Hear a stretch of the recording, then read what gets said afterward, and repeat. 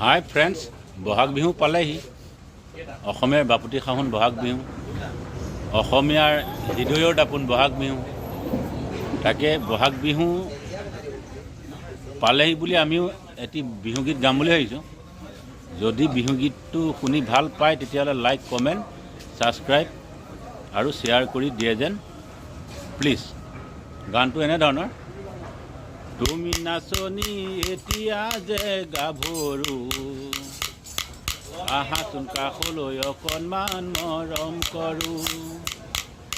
ময়ো বিচাৰিছোঁ সুগন্ধি গোলাপ ফুল, মৰমে নামানে নিবিচাৰে জাতি কুল। ঐ জান মোৰ জান, তোমাক কোন লগলৈ পলাই গুচি যাম, তোমাক কোন লগলৈ পলাই গুচি যাম। বাই।